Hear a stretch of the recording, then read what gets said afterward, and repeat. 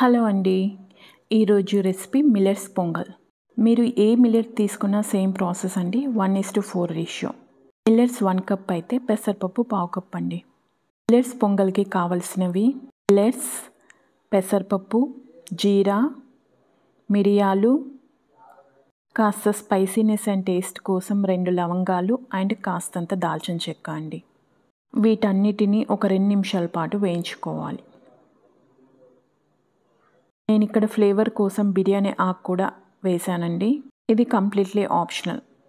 ఇవి కాస్త చల్లారాక కొన్ని వాటర్ పోసి ఫింగర్తో క్లీన్ చేసుకోవాలండి.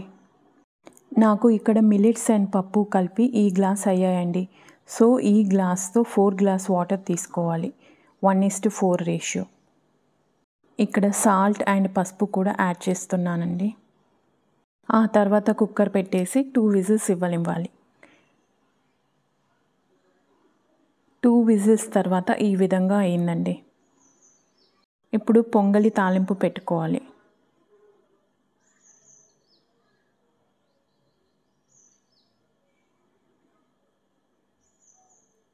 తాలింపు కోసం ఇక్కడ నేను గీ అండ్ ఆయిల్ కూడా యాడ్ చేసుకుంటున్నాను.